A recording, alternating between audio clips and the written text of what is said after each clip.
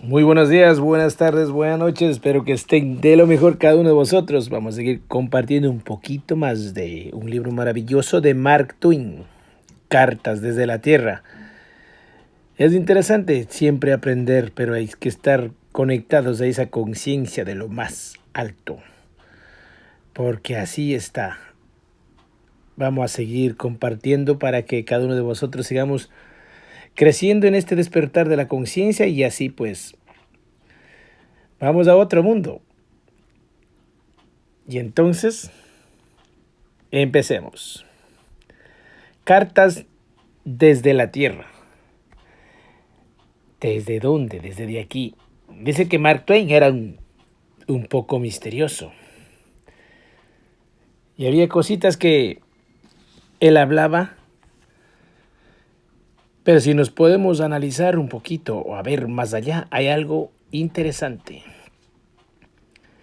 El creador se sentó sobre el trono, pensando, tras de sí se extendía el continente ilimitado del cielo, impregnado de un resplandor de luz y color. Ante él, como un muro, se elevaba la noche del espacio. En el cenit su poderosa copulencia descollaba abrupta, semejante a una montaña, y su divina cabeza refulgía como un sol distante. A sus pies había tres arcángeles, figuras colosales disminuidas casi hasta desaparecer por el contraste con las cabezas al nivel de sus tobillos. Cuando el Creador hubo terminado de reflexionar, dijo: he pensado, contemplad.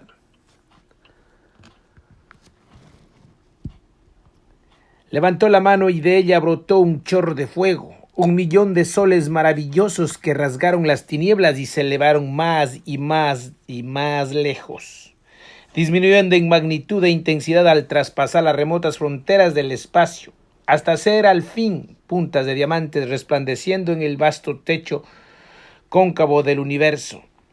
Al cabo de una hora fue disuelto el Gran Consejo. Sus miembros se retiraron de la presencia impresionados y cavilosos, dirigiéndose a un lugar privado donde pudieran hablar con libertad. Ninguno de los tres querían tomar la iniciativa, aunque cada uno deseaba que alguien lo hiciera. Ardían en deseos de discutir el gran acontecimiento, pero preferían no comprometerse hasta saber cómo lo consideraban los demás. Se desarrolló así con una conversación vaga y llena de pausas sobre asuntos sin importancia, que se arrastró tediosamente, sin objetivo, hasta que por fin el arcángel Satanás se armó de valor, del que tenía una buena provisión, y abrió el fuego. Dijo: todos sabemos del tema a tratar aquí, señores, y ya podemos dejar los fingimientos y comenzar. Sí, esta es la opinión del consejo. Lo es, expresaron Gabriel y Miguel, interrumpiendo agradecidos. Muy bien, entonces, procedamos. Hemos sido testigos de algo maravilloso. En cuanto a eso, estamos necesariamente de acuerdo. En cuanto a su valor, si es que lo tiene, es cosa que personalmente no nos concierne. Podemos tener tantas opiniones como nos parezca, y ese es nuestro límite. No tenemos voto. Pienso que el espacio estaba bien así y que era útil. Además, frío y oscuro, un lugar de descanso ocasional después de una temporada en los agotadores esplendores y el clima excesivamente delicado del cielo. Pero estos son detalles de poca monta. El nuevo rasgo, el inmenso rasgo distintivo es: ¿cuál caballero? Caballeros.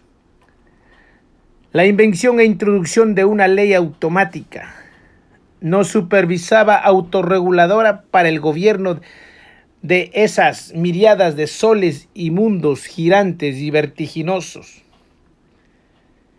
Eso es, dijo Satanás. Ustedes perciben que es una idea estupenda. Nada semejante ha surgido hasta ahora del intelecto maestro.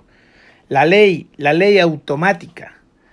La ley exacta e invariable que no requiere vigilancia ni corrección, ni reajuste mientras duren las eternidades. Él dijo que esos innúmeros y enormes cuerpos se precipitarían a través de las inmensidades del espacio durante la eternidad a velocidades inimaginables y en órbitas precisas que nunca chocarían, ya que nunca prolongarían o disminuirían sus periodos orbitales en más de una milésima parte de un segundo. En 2000 años, ese es el nuevo milagro y el mayor de todos, la ley automática. y él asignó un nombre, ley de la naturaleza, y afirmó que la ley de la naturaleza es la ley de Dios, nombres intercambiables para una y la misma cosa. Sí, acordó Miguel. Y él dijo que establecería la ley natural, la ley de Dios, en todos sus dominios, y que su autoridad será suprema e inviolable. Además, agregó Gabriel, dijo que pronto crearían animales y lo pondría de igual modo bajo la autoridad de esa ley. Sí, respondió Satanás, lo escuché, pero no comprendí qué son los animales, Gabriel. ¿Cómo puedo saberlo? ¿Cómo podría saberlo ninguno de nosotros? Es una palabra nueva. Intervalo de 3 siglos. Tiempo celestial, el equivalente de 100 millones de años. Tiempo terrenal, entra un ángel mensajero. Caballeros, está haciendo los animales. ¿Les agradaría presenciarlos? Fueron, vieron y se quedaron perplejos, profundamente perplejos, y el Creador lo notó y dijo, preguntad, responderé. Divino, dijo Satanás, haciendo una reverencia, ¿para qué sirven? Constituyen un experimento en cuanto a moral y conducta. Observadlos y aprended. Había miles de ellos, estaban en plena actividad, atareados, todos ellos principalmente en perseguirles unos a otros. Satanás hizo notar después de haber examinado a uno con un poderoso microscopio. Esa bestia grande está matando a los animales más débiles, divino. El tigre, si la ley de la naturaleza es la ferocidad, la ley de su naturaleza es la ley de Dios, no puede desobedecerlas. Entonces, al obedecer, ¿no comete falta alguna, divino? No tiene culpa. En otra criatura, esa que está allí es tímida, divino, y sufre la muerte sin resistirse. El consejo, sí, carece de valor, es la ley de su naturaleza, la ley de Dios, debe obedecerla. Entonces no se le puede exigir que contradiga su naturaleza y resista, divino. No, a ningún animal se le puede obligar, honestamente, a contradecir la ley de su naturaleza, la ley de Dios. Transcurrido un largo tiempo y formuladas muchas preguntas, dijo Satanás, la araña mata a la mosca y la come. El pájaro mata a la araña y la come. El gato montés mata al ganso. Todos se matan unos a otros. Son asesinados en serie. Hay aquí multitudes incontables de criaturas y todos matan y matan. Todos son asesinos. ¿No son culpables, divino? No son culpables. Es la ley de su naturaleza. Y siempre la ley de la naturaleza es la ley de Dios. Ahora observad, contemplad un nuevo ser, la obra maestra, el hombre. Hombres, mujeres, niños surgieron en tropel, en bandadas de millones. ¿Qué habéis o haréis con ellos, divino? Poner en cada individuo, en distintos grados y tonos, las diversas cualidades morales, en su conjunto, aquellas que se han estado distribuyendo una por vez, como única característica distintiva en el mundo animal carente del don de la palabra. Valor, cobardía, ferocidad, gentileza, equidad, justicia, astucia, traición, magnanimidad, crueldad, malicia, violencia, lujuria, piedad, compasión, pureza, egoísmo, dulzura, honor, amor, odio, bajeza, nobleza, lealtad, falsedad, veracidad, engaño. Cada ser humano tendrá todo esto en sí, y eso constituirá su naturaleza. En algunos habrá características nobles y elevadas que sofocarán a las mezquinas, y esos se llamarán hombres buenos. En otros dominarán las características dañinas, y esos se llamarán hombres malos. Observad, contemplad, desaparecen. ¿Dónde se han ido, divino? A la tierra, ellos y los demás animales. ¿Qué es la tierra? Un pequeño globo que hice una vez, hace 2 tiempos y medio. Ustedes lo presenciaron, pero no lo distinguieron en la explosión de mundos y soles que surgieron de mi mano. El hombre es un experimento. Los otros animales son otro experimento. El tiempo demostrará si el esfuerzo valía la pena. La exhibición ha terminado. Pueden retirarse, caballeros. Pasaron varios días. Esto representa un largo periodo de nuestro tiempo, ya que el cielo un día equivale a 1000 años. Satanás había hecho comentarios admirativos sobre algunas de las refulgentes industriales del Creador, comentarios que, leyendo entre líneas, resultaban sarcasmos. Se los habían hecho confidencialmente a los amigos de quienes estaba seguro. Los otros arcángeles, pero algunos ángeles lo oyeron e informaron al cuartel general. Se le condenó al destierro por un día celestial. Era un castigo al que estaba acostumbrado, gracias a su lengua demasiado suelta. Anteriormente lo habían deportado al espacio por no haber otro lugar donde mandarlo, y allí había revolteado, aburriéndose en la noche eterna y el frío del Ártico. Pero ahora se le ocurrió ir más allá y buscar la Tierra para ver cómo estaba resultando el experimento de la raza humana. Después de un tiempo escribió muy privadamente sobre ese tema a San Miguel y a San Gabriel. La carta de Satanás. Este es un lugar extraño, un lugar extraordinario e interesante. No hay allí nada que se le parezca. Toda la gente es loca, al igual que los animales, la tierra y la naturaleza misma. El hombre es una rareza maravillosa, en las condiciones más favorables. Es una especie de ángel de grado más bajo achapado. En níquel, en las peores, es indescriptible e inimaginable. Y siempre el hombre constituye un sarcasmo. Y sin embargo, con toda sinceridad y halagándose, se llama a sí mismo la obra más noble de Dios. Es verdad lo que les digo. Y esta idea no es nueva en él. La ha pregonado a través de todos los tiempos, creyendo en ella. Nadie en toda su raza se ha reído de tal pretensión. Más aún, si puedo obligar a ustedes a hacer otro esfuerzo de imaginación. Está convencido de ser el favorito del Creador. Piensa que el Creador está orgulloso de él. Hasta cree que el Creador lo ama, que siente pasión por él, que se queda levantando de noche para admirarlos. Sí, y que está para protegerlo y alejarlo de problemas. Le reza y cree que él lo escucha. ¿No es una idea curiosa? Llena sus oraciones de toscas alabanzas floridas de mal gusto y piensa que él se siente ronroneando a gozar de estas extravagancias. Los hombres rezan todos los días pidiendo ayuda, favores y protección, y lo hacen con esperanza y con fe, aunque ninguna de sus oraciones jamás ha recibido respuesta alguna. La afrenta diaria no lo desanima, sigue rezando lo mismo. Hay algo casi noble en su perseverancia, y ahora debo exigirles otro esfuerzo. El hombre cree que irá al cielo. Tiene maestros asalariados que así lo afirman. También le dicen que hay un infierno de fuego inextinguible, al que irá si no guarda los mandamientos. ¿Qué son los mandamientos? Son algo muy curiosos. Se los comentaré más adelante. Carta número 2. Nada les he dicho sobre el hombre que no sea cierto. Deben perdonarme si repito esta observación de vez en cuando en mis cartas. Quiero que tomen en serio de lo que les cuento y siento que si yo estuviera en el lugar de ustedes y ustedes en el mío, necesitaría este recordatorio cada tanto para evitar que flaqueara mi credulidad. Porque no hay nada en el hombre que no resuelte engaño para un inmortal. No ve nada como lo vemos nosotros. Su sentido de las proporciones es incompletamente distinto y su sentido de los valores diverge tanto que, a pesar de nuestra gran capacidad intelectual, es improbable que aún el mejor dotado de nosotros pueda nunca llegar a entenderlo.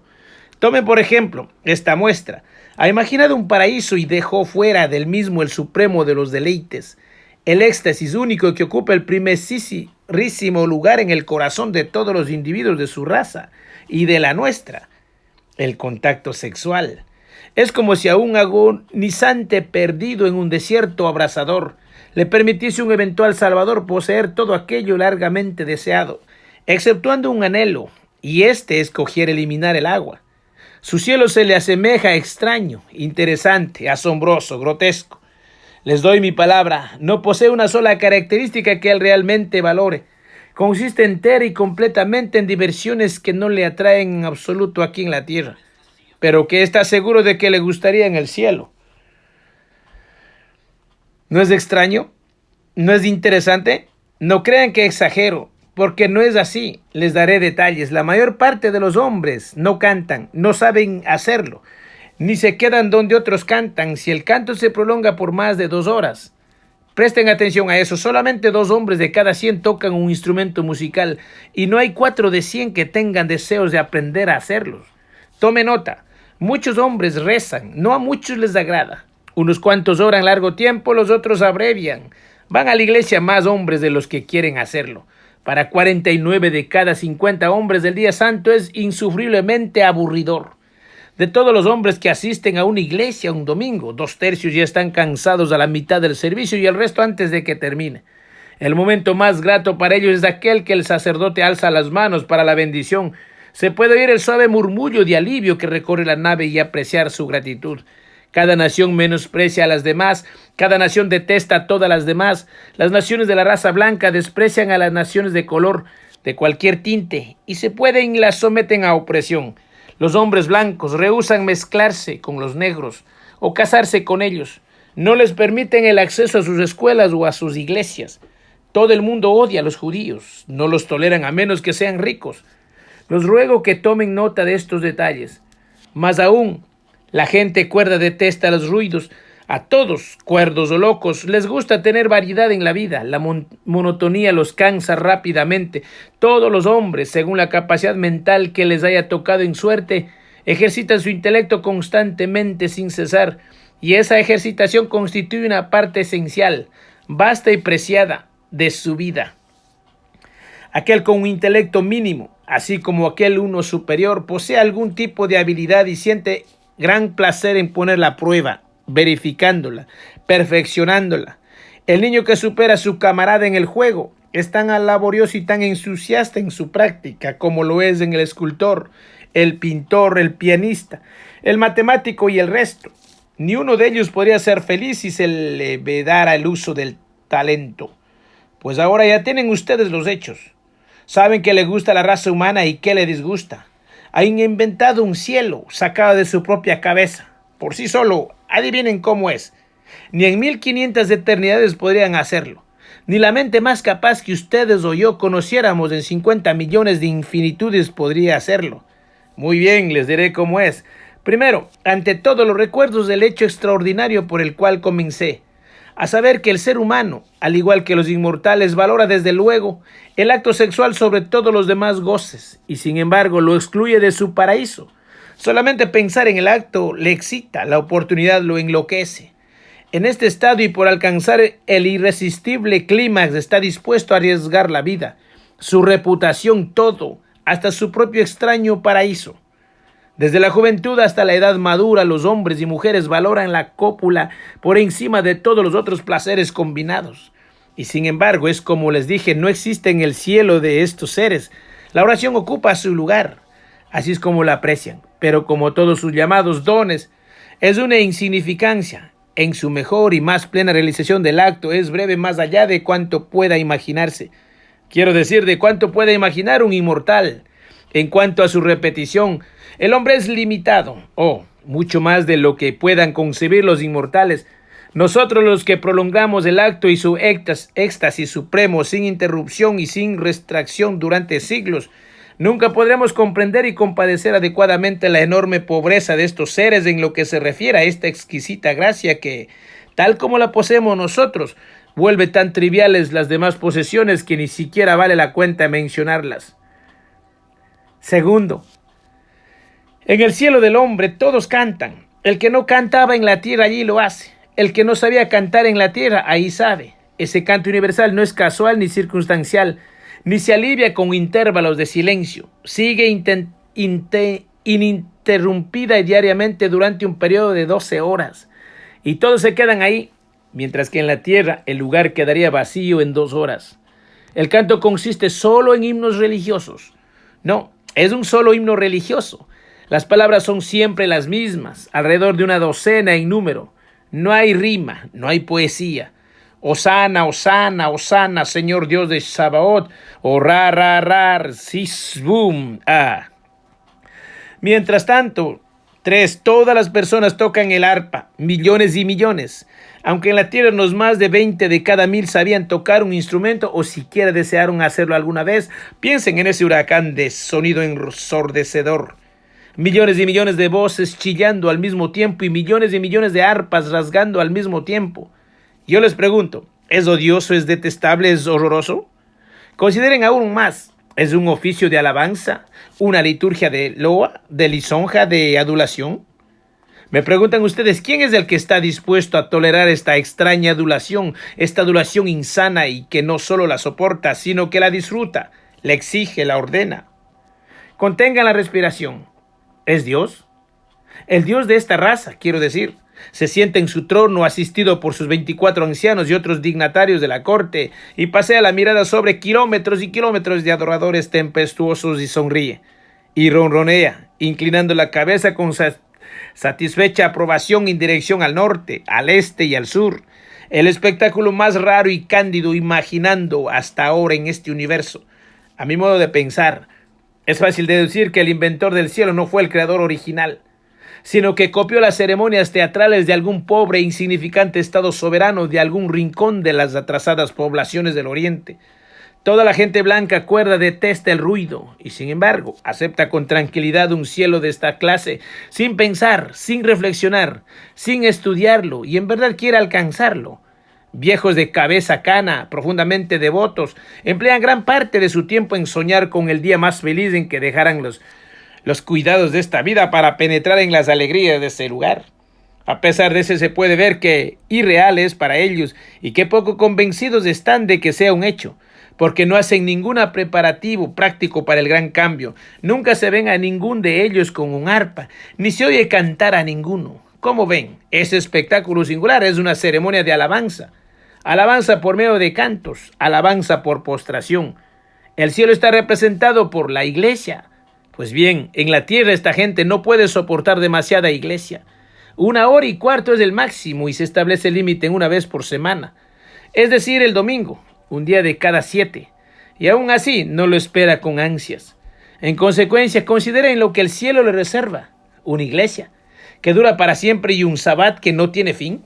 Aquí se cansan pronto de su breve sabbat hebdomadario, pero desean con ansia el que es eterno. Sueñan con él, hablan de él, piensan que van a disfrutar de él. Con todo su simple corazón piensan que van a ser felices en él. Es porque no piensan en absoluto, solo piensan que piensan. Ni 2 de cada 10 seres humanos tienen con qué pensar. Y en cuanto a su imaginación, bueno, consideren su cielo. Lo aceptan, lo aprueban, lo admiran. Es un parámetro de su capacidad intelectual. 4. El inventor de este cielo incluye en él a todas las naciones de la tierra en un embrollo común, en absoluta igualdad. Ninguna se destaca sobre las otras. Todos tienen que ser hermanos, mezclarse, orar juntos, tocar el arpa y cantar hosanas, blancos, negros y judíos, sin distinción. Aquí en la tierra las naciones se odian unas a otras y todas odian a los judíos. Sin embargo, las personas piadosas adoran este cielo y quieren entrar en él. ¿Realmente los desean? Y en su rapto de santidad piensan que si estuvieran allí tomarían a todo el populacho contra su corazón y lo abrazarían, lo abrazarían, lo abrazarían. El hombre es una maravilla. Me gustaría saber quién lo inventó. Cada hombre de la tierra posee una porción de intelecto, grande o pequeña, de la cual se enorgullece. Su corazón se expande ante la sola mención de los líderes intelectuales de su raza y ama los relatos de sus espléndidos logros, porque comparten la misma sangre y al haberse ellos cubiertos de gloria, honran a sus descendientes. Mirad, exclama, lo que puede hacer la mente del hombre. Y paralista a los ilustres de todas las épocas, señala las literaturas perecederas que han dado al mundo, las maravillas mecánicas que han inventado y las glorias con que han vestido a las ciencias y a las artes. Antes de ellos se descubre cómo ante los reyes y les rinde sus más profundos homenajes, el más sincero que puede ofrecer su corazón exultante y superpone así el intelecto sobre las demás cosas de su mundo, entronizándolo bajo la bóveda celestial en una supremacía inalcanzable, y luego imagina un cielo sin asomo de intelectualidad. ¿Es extraño, curioso, sorprendente? Es exactamente como lo cuento, aunque pueda parecer increíble. Este sincero adorador del intelecto y pródigo remunerador de sus servicios aquí en la tierra ha inventado una religión y un paraíso que no rinden homenaje alguno al intelecto, ni le ofrecen distinciones, ni lo hacen objeto de su liberalidad. En realidad nunca lo mencionan. Y habrán notado ustedes que el cielo del ser humano ha sido proyectado y construido sobre un plan absolutamente definido. Y este plan contiene un elaborado detalles de todo aquello que es pulsivo para el hombre, nada que le guste. Muy bien, cuanto más adelante prosigamos, más aparente se hará este curioso hecho. Tome nota de esto. En el cielo del hombre no hay ejercicio para el intelecto, nada que pueda alimentarlo. Allí se pudrirá en un año, se pudrirán y apestarían, se pudriría y apestaría en ese estado. Alcanzarían la santidad, Una bendición, porque solo los santos pueden tolerar los goces de ese manicomio. Carta 3. A estas alturas ustedes sabrán muy bien que el ser humano es una cosa muy extraña. En tiempos pasados tuvo cientos de religiones. Al desgastarlas, las desechó. Hoy mantiene cientos y cientos de ellas y crea no menos de 3 nuevas cada año. Aunque aumentara las cifras, seguirá estando por debajo de la realidad. Una de las principales religiones es la llamada cristiana. Estarán seguramente interesados en que les haga una breve descripción de esta religión, la cual está explicada en un libro de 2 millones de palabras. El Viejo y el Nuevo Testamento se le conoce también por otro nombre, la Palabra de Dios, pues los cristianos creen que cada palabra del libro fue dictada por Dios, ese del cual les he hablado. Este es un libro de un interés extraordinario, colmado de noble poesía, que contiene varias fábulas agradables, algunas historias sanguinarias, unos que otro buen consejo moral y una increíble cantidad de obscenidades. Contiene además no menos de 1000 mentiras. La Biblia está constituida esencialmente a partir de los fragmentos de otras Biblias que estuvieron de moda y después entraron en decadencia. Carece, por tanto, de toda originalidad. Los 3 o 4 acontecimientos más impresionantes e importantes que se narran en ella estaban ya en las Biblias precedentes, y lo mismo puede decirse con respecto a los preceptos o a las más loables de sus normas de comportamiento. Hay solo un par de cosas nuevas, el infierno, por ejemplo, y ese tipo de paraíso de que ya les hablé en otra de mis cartas. ¿Qué podemos hacer?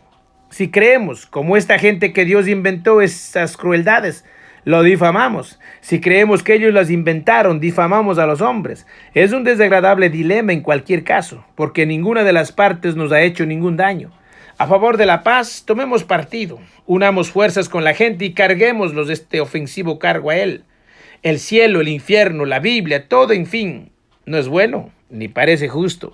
Y sin embargo, al considerar ese cielo agobiante, cargado con todo lo que es repulsivo para el ser humano, ¿cómo podemos creer que un ser humano lo inventó? Y cuando llegue a hablarles del infierno, la presión será más o mayor aún, y ustedes probablemente dirán, no, ningún hombre creará un lugar semejante ni para sí mismo ni para otro. Es simplemente imposible. La ingenua Biblia nos hace el relato de la creación. ¿De qué? ¿Del universo? Sí, precisamente del universo. ¿Y en 6 días? Su autor es Dios, el cual concentró toda su atención sobre este mundo, el cual construyó en 5 días, pero le bastó un solo día para crear 20 millones de soles y al menos 80 millones de planetas. ¿Y para qué servía todo esto según sus intenciones? Tan solo para iluminar este mundito de los hombres. Este fue su único objetivo y ningún otro. Uno de los 20 millones de soles, el más pequeño, debía iluminar la tierra del día, y el resto tenía la función de ayudarles a una de las innumerables lunas del universo, a atenuar las tinieblas de la noche. Es evidente que él creía que sus flamantes cielos quedaban sembrados de diamantes con esas miriadas de estrellas, titilantes tan pronto como el sol del primer día que se hundía en el horizonte, cuando en realidad ni una sola estrella podía brillar en esa negra bóveda hasta 3 años y medio después de que se completara la formidable industria de aquella semana memorable. Luego apareció una estrella única, solitaria, y comenzó a titilar. 3 años más tarde apareció otra, las dos brillantes juntas por más de 4 años antes de que se les uniera una tercera.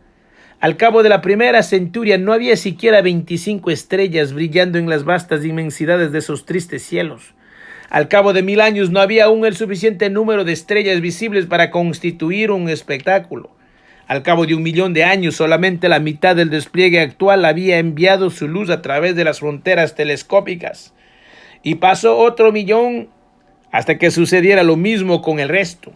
No habiendo telescopios en esa época, no pudo observarse el advenimiento. Desde hace 300 años, los astrónomos cristianos saben que su divinidad no creó las estrellas en aquel fatídico día. Pero el astrónomo cristiano no se detiene en estos detalles, ni tampoco lo hace el sacerdote.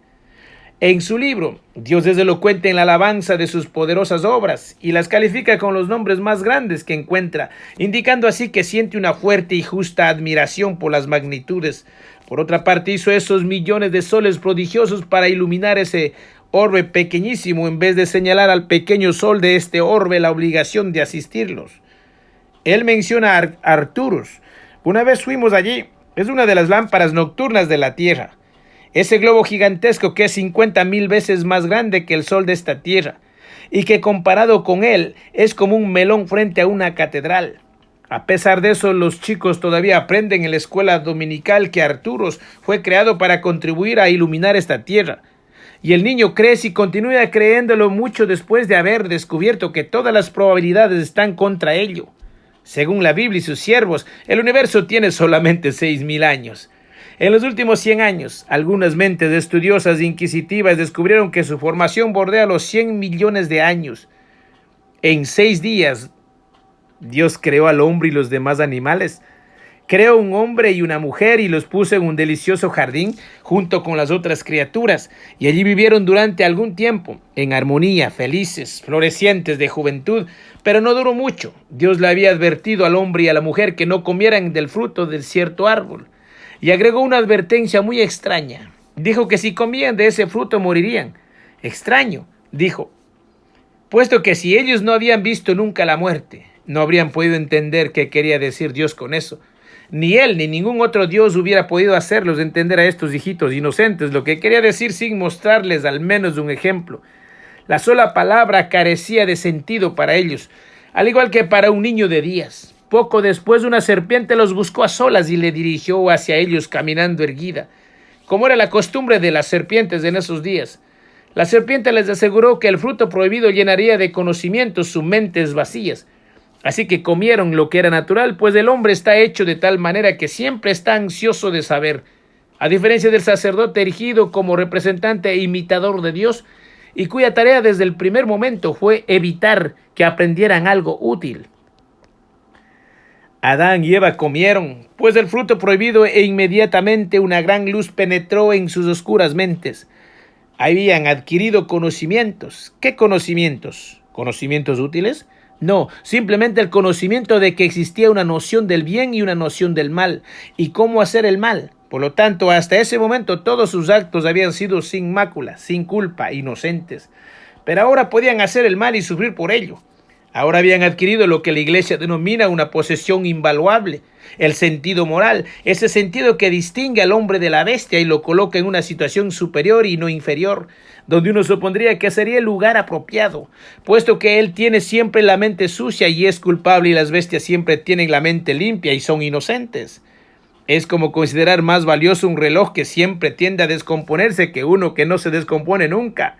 La Iglesia todavía considera el sentido moral como la más noble posesión del hombre en la actualidad, aunque la Iglesia sabe que Dios tiene, sin lugar a dudas, una opinión muy pobre de este sentido y que hizo cuanto pudo, aunque con poco tino como siempre, por impedir que sus felices hijos del Edén lo adquirieran. Muy bien, Adán y Eva sabían ahora lo que era el mal y cómo hacerlos. Sabían cómo realizar distintas clases de hechos malos, y entre ellos sobresalía uno, aquel que más les preocupaba a Dios, el arte y el misterio de las relaciones sexuales. Para ellos esto fue un magnífico descubrimiento, tanto que dejaron de pasear ociosos y se dedicaron en cuerpo y alma a esta actividad. Pobres jovencitos entusiastas estaban precisamente dedicados a una de estas celebraciones, cuando sintieron que Dios se acercaba caminando entre los matorrales, que es una de sus costumbres vespertinas, y se quedaron paralizados del miedo. ¿Por qué? Porque estaban desnudos. Y antes no se habían dado cuenta nunca de esto. Antes no les importaba ni a Dios tampoco. Fue en aquel momento memorable cuando nació la impudicia y cierta gente la valora desde entonces, aunque por cierto les costaría decir que ¿por qué? Adán y Eva entraron al mundo desnudos y sin ninguna vergüenza, desnudos y puros de corazón, y ninguno de sus descendientes se han asomado al mundo de otra forma. Todos nacieron desnudos, sin vergüenza alguna y puros de corazón, sin pensar que la desnudez es impúdica. Se hizo necesario que adquirieran la impudicia y una mente sucia. No había otra manera de conseguirlos. El primer deber de una madre cristiana consiste en corromper el ánimo de su hijo, y es el deber que ella nunca descuida. Si su criatura crece y llega a ser misionero, su misión consiste en ir a donde los salvajes inocentes o a donde los japoneses civilizados a corromperles el ánimo. Después de lo cual todos estos descubren la impudicia, esconden sus cuerpos y dejan de bañarse juntos desnudos. La convención mal llamada púdica no tiene grado de normalidad y no puede tenerlo, porque contraria a la naturaleza y a la razón, es por lo tanto un artificio y está sujeto a la ocurrencia, al capricho enfermizo de cualquiera. Así en la India, la dama refinada cubre su faz y sus senos y deja las piernas desnudas, mientras que la refinada dama europea se cubre las piernas y expone su rostro y sus senos. En tierras habitadas por inocentes salvajes, la refinada dama europea pronto se acostumbra a la absoluta desnudez de los nativos adultos y deja de sentirse ofendida por ella. En el siglo XVIII, un conde y una condesa francesa muy ocultas, sin ningún parentesco entre sí, naufragaron en una isla deshabitada, sin otra ropa que la de dormir. Pronto quedaron desnudos y también avergonzados. Al cabo de una semana su desnudez ya no les molestó y pronto dejaron de pensar en ella. ¿Ustedes nunca han visto a una persona con ropa? Pues bien, no se han perdido de nada. Pero sigamos con las curiosidades bíblicas. Naturalmente ustedes pensarán que la amenaza del castigar a Adán y a Eva por su desobediencia no habían sido mantenida en vista de que no se habían creado a sí mismos, ni su propia naturaleza, ni sus propias debilidades, y por lo tanto no podían ser responsables de sus actos frente a nadie. Les sorprenderá saber que la amenaza fue verdaderamente mantenida. Adán y Eva fueron castigados y todavía hoy en día hay defensores de ese crimen. La sentencia de muerte fue ejecutada. Como podrán notar fácilmente, la única persona responsable de la falta cometida por la pareja no tuvo ningún castigo y más aún se convirtió en verdugo de los inocentes. En vuestro país, así como en el mío, podríamos burlarnos de esta clase de moralidad, pero no sería amable hacerlo en la tierra. Muchos hombres sobre la tierra poseen la capacidad de razonar, pero no la usan en materias religiosas. Los intelectos más iluminados les dirán que cuando un hombre ha procreado un hijo, el padre está moralmente obligado a cuidarlos con ternura, a protegerlo de las heridas y las enfermedades, a vestirlo, nutrirlo, a soportarle los caprichos, a no ponerlo la mano encima, a no ser como gesto de afecto o por su propio bien, y nunca, en ningún caso, a infligirle alguna crueldad arbitraria. La forma en que Dios trata día y noche a sus hijos es todo lo contrario, y sin embargo esos mismos intelectos iluminados justifican con calor tales crímenes. Los perdonan y los excusan, y más aún rechazan indignadas que se consideren crímenes cuando es Él quien los comete. Vuestro país y el mío son sin duda interesantes, pero no hay nada allí que se aproxime a la mente humana. Así fue pues Dios expulsó a Adán y a Eva del paraíso terrenal y por lo tanto los asesinó. Y por el simple motivo de que desobedecieron una orden que él no tenía ningún derecho de dar. Pero la cosa no paró ahí, como verán. Dios tiene un código moral para sí mismo y otro muy distinto para sus hijos. Les exige a estos que traten con justicia y con suma bondad a los pecadores y que les perdonen una vez, sino 70 veces, 7. Pero él no trató a nadie con bondad ni con justicia. No perdonó ni siquiera el primer pecadito a esa parejita de jóvenes inexpertos, tranquilos e inocentes. Hubiera podido decirles, por esta vez no los voy a castigar, los voy a poner a prueba nuevamente. ¿Qué va? Al contrario, decidió castigar incluso a los hijos de ellos por toda la eternidad, por una culpa trivial cometida por otros mucho antes de que ellos hubieran nacido. ¿Y todavía los sigue castigando?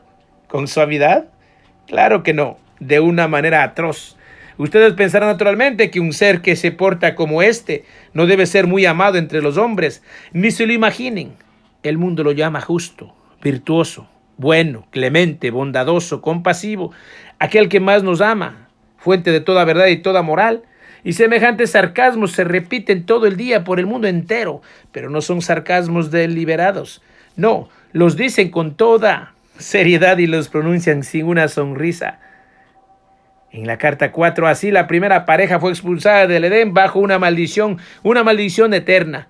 Habían perdido todos los placeres que poseyeran antes de la caída, y sin embargo eran ricos porque habían ganado unos que valía por todo el resto. Conocían el arte supremo. Lo practicaban con diligencia y se sentían plenos de satisfacción. La deidad les ordenó practicarlo. Ellos obedecieron esta vez. Pero fue afortunada que no se lo prohibieran, pues los hubiesen practicado de todas maneras. Aunque lo hubieran prohibido 1000 deidades, vinieron las consecuencias, con el nombre de Caín y Abel. y estos tuvieron hermanas y supieron qué hacer con ellas, y por lo tanto hubo nuevas consecuencias. Caín y Abel engendraron varios sobrinos y sobrinas. Estos a la vez engendraron primos segundos. En este punto la clasificación de los parentescos comenzó a hacerse difícil y el abandono de la idea de mantenerla. La grata tarea de poblar el mundo continuo de una época a otra y con la mayor eficiencia, porque en esos días dichosos los sexos todavía eran eficientes en el arte supremo, cuando en verdad deberían haber muerto 800 años antes.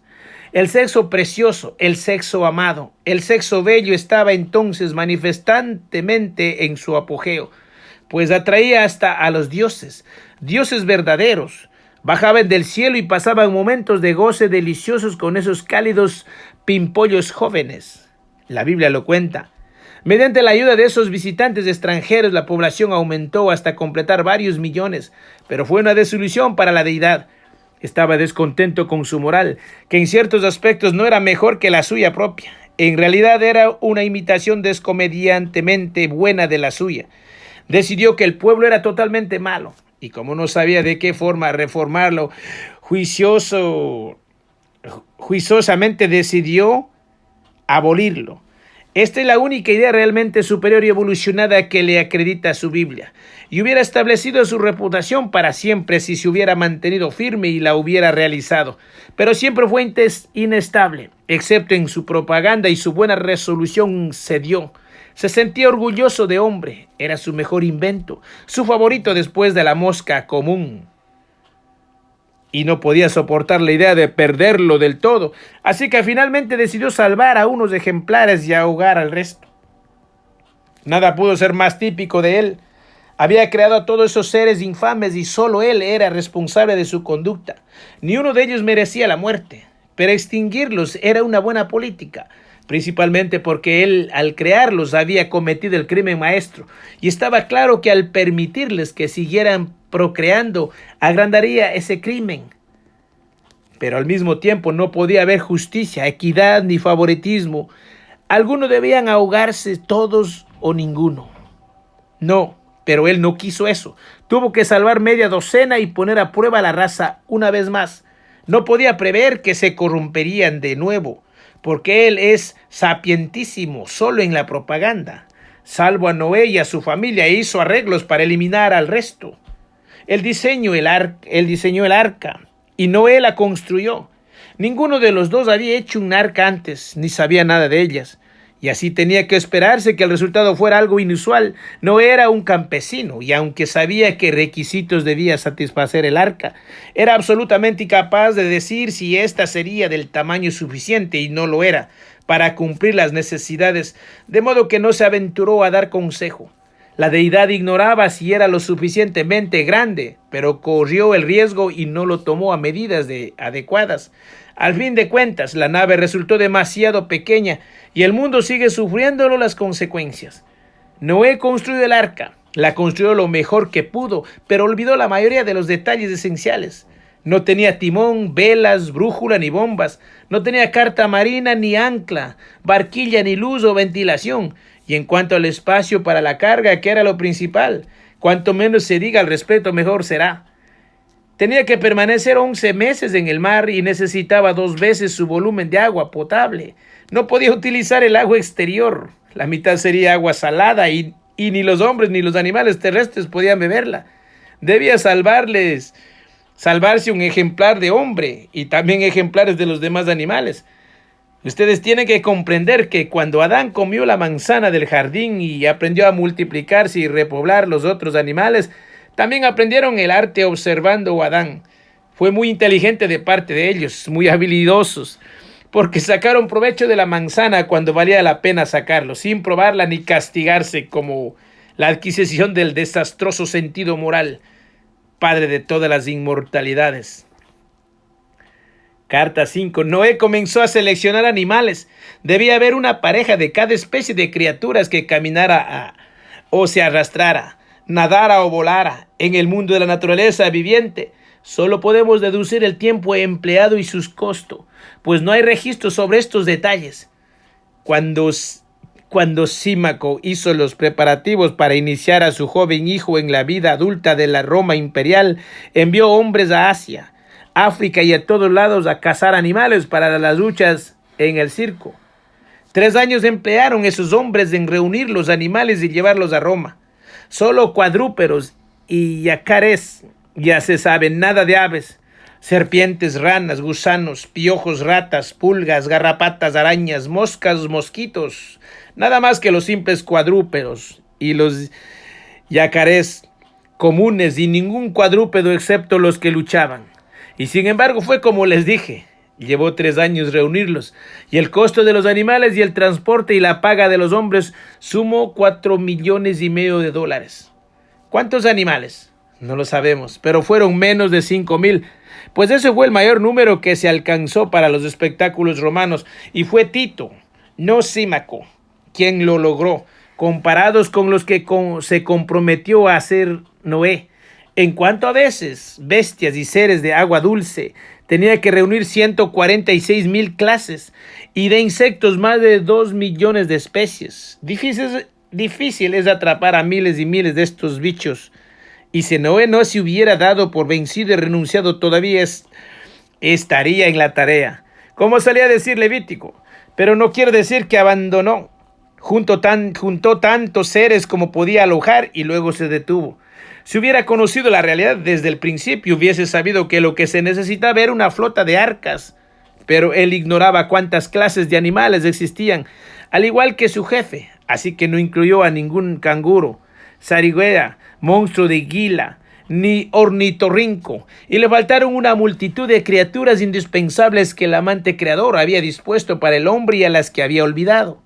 Al internarse, ellas eran una parte de este mundo que él nunca había visto y de cuyas actividades no estaba enterado.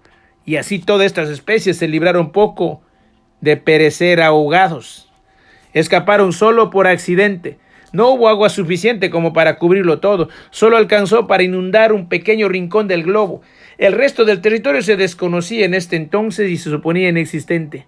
Sin embargo, lo que en real finalmente decidió a Noé a quedarse con las especies suficientes desde el punto de vista estrictamente práctico y dejar que las demás se extinguieran fue un incidente ocurrido en los últimos días. Arribó un excitado forastero con ciertas noticias alarmantes. Contó que había acampado entre valles y montañas como a 6,000 millas de distancia, donde había visto algo maravilloso. Cuando de pie junto a un precipicio, contemplaba un ancho valle, vio avanzar un mar negro y agitado de extraña vida animal. Simios grandes como elefantes, ranas semejantes a vacas, un megaterio y su harén increíblemente numeroso. Saurios y saurios y saurios, grupo tras grupo, familia tras familia, especie tras especie de 30 metros de largo, 9 de alto y doblemente belicosos. Uno de ellos azotó con la cola un desprevenido toro Durham y lo hizo volar casi 100 metros por el aire hasta caer a los pies del hombre. Pereciendo con su suspiro, el forastero afirmó que estos animales prodigiosos habían oído hablar del arca y venían en camino. Venían a salvarse del diluvio. Y no venían en pares, venían todos. No sabían que los pasajeros estaban limitados a una pareja, dijo el hombre, y de todos modos no les importaba los reglamentos. Estaban decididos a embarcar o exigirían muy buenas razones para no hacerlo. El hombre afirmó que el arca no podría contener ni a la mitad de ellos. Además estaban hambrientos y se comerían lo que hubieran, incluyendo la colección de animales y a la familia. Estos hechos se omitieron en el relato bíblico. No se encuentra ni el menor indicio de ellos. Se silenció todo el asunto. No se menciona siquiera a estos grandes seres. Esto le demuestra a ustedes que cuando se deja un vacío culpable en algún contrato, el asunto puede disimularse, tanto en las Biblias como en cualquier otra parte. Estos poderosos animales serían ahora el inestimable valor para los hombres, ya que el transporte es tan caro y difícil, pero lo perdieron. Por culpa de Noé, todos se ahogaron, algunos de ellos hace ya 8 millones de años. Ahora bien, el forastero narró su historia y Noé consideró que debía partir antes de la llegada de los monstruos. Lo que hubiera hecho de inmediato, pero los tapiceros y decoradores del Salón de las Moscas todavía tenían que dar los últimos toques, y ese lo hizo perder un día. Otro día se tardó en embarcar a las moscas. pues había 68 billones y la deidad temía aún que no fueran suficientes. Otro día se perdió acumulando 40 toneladas de basura seleccionadas para el sustento de las moscas. Por fin partió Noé, y justo a tiempo, porque al alcanzar el arca, la línea del horizonte, llegaron los monstruos, uniendo sus lamentaciones a de la multitud de padres y madres que lloraban y asustaban a los pequeños que se aferraban a las rocas barridas por las olas bajo la lluvia torrencial. Elevaban sus plegarias al ser inmensamente justo e inmensamente misericordioso, que nunca había respondido a una plegaria desde que en esos peñascos se formaran por la acumulación de un grano de arena tras otro, y que seguiría sin responder a una sola de ellas cuando los siglos los hubieran convertido en arenas otra vez. Pues, como mis hermanos, podemos meditar en estas reflexiones. La carta 6. A la tercera jornada, en torno al mediodía, se descubrió que faltaba una mosca. El viaje de regreso resultó largo y difícil debido a la carencia de cartas de navegación y de brújula, y por el aspecto variable de la costa, con las altas mareas cubriendo o alterando los puntos de referencia.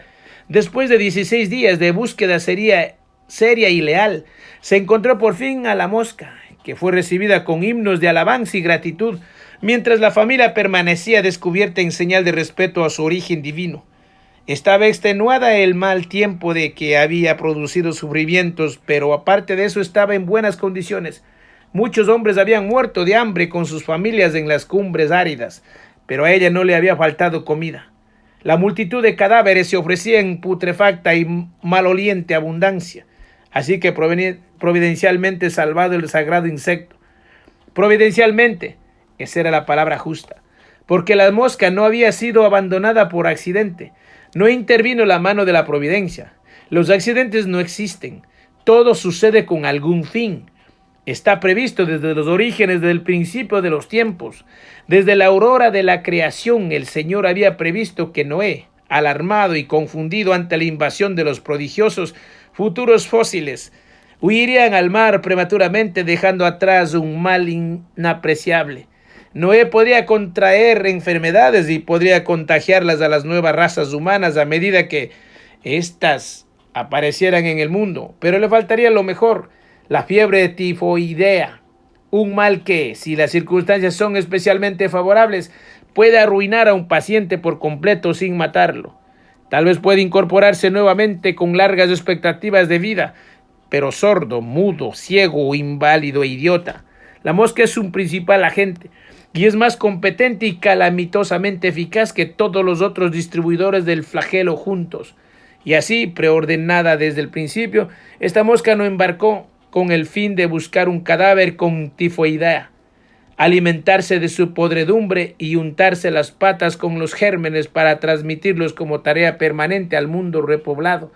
Y así, en los siglos transcurridos desde entonces, billones de lechos de enfermos se han surtido por esa mosca, que ha enviado billones de cuerpos en ruinas a arrastrarse por la tierra y ha reclutado cadáveres para llenar billones de cementerios. Es muy difícil comprender la naturaleza del Dios de la Biblia. Tal es la confusión de sus contradicciones con la inestabilidad del agua y la firmeza de hierro.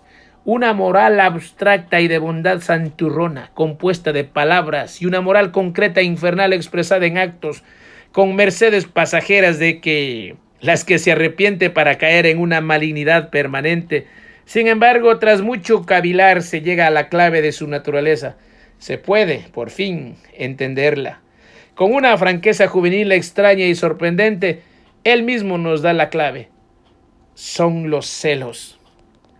Imagina que esto los dejará sin aliento. Ustedes saben por qué yo se los he dicho en una carta anterior que entre los seres humanos los celos están claramente considerados como un defecto, una de las marcas distintivas de todas las mentes pequeñas, y de la cual hasta la más pequeña se avergüenzan. Niegan mintiendo si les acusa de tal debilidad, pues la acusación hiere como un insulto. Los celos, no lo olviden, recuérdenlo, son la clave. Con esta clave llegamos con el tiempo a comprender a Dios. Sin ella nadie puede entenderlo. Como he dicho, él mismo exhibe esta clave de modo que todos puedan conocerlo. Cándida, sinceramente, dice que en el mayor desembarazo, yo, el Señor tu Dios, soy un Dios celoso. Es solo otra forma de decir, yo el Señor, tu Dios, soy un pequeño Dios, un Dios preocupado por las cosas pequeñas. Él advertía, no podrá soportar la idea de que ningún otro Dios recibiera una parte del homenaje dominical de esta cómica e insignificante raza humana. Lo quería todo para sí, lo valoraba. Para él representaba riqueza, exactamente como las monedas de lata para los zulúes. Pero espero, no soy justo, no lo presento como es. El prejuicio me ha llevado a decir lo que no es cierto. No dijo que quisiera el total de adulaciones, no dijo que no estuviera dispuesto a compartirlas con los otros dioses. Lo que dijo fue, ¿no pondrás a otro dios ante de mí? Es algo muy distinto y lo coloca en una mejor posición, lo confieso. Había una abundancia de dioses. Los bosques, según dicen, estaban llenos de ellos y todo lo que él pedía era de ser considerado en el mismo rango que los demás. No por encima de ellos, pero tampoco por debajo. Estaba dispuesto a que ellos fertilizaran a las vírgenes terrenales, pero no a concederles mejores términos que los que pudieran reservarse para sí mismo. Quería ser considerado un igual. Sobre esto insistió el más claro de los lenguajes, que no permitiría a otros dioses antes que él. Podían marchar hombro con hombro, pero ninguno de ellos podría encabezar la procesión, ni reclamar para sí el derecho de hacerlo. ¿Creen que pudo mantenerse en esa recta y honorable posición? No. Podía aferrarse a una mala determinación para siempre, pero no podía mantener una buena ni por el plazo de un mes. Gradualmente descartó esta y con frialdad reclamó ser el único Dios del universo. Como decía, los celos son la clave.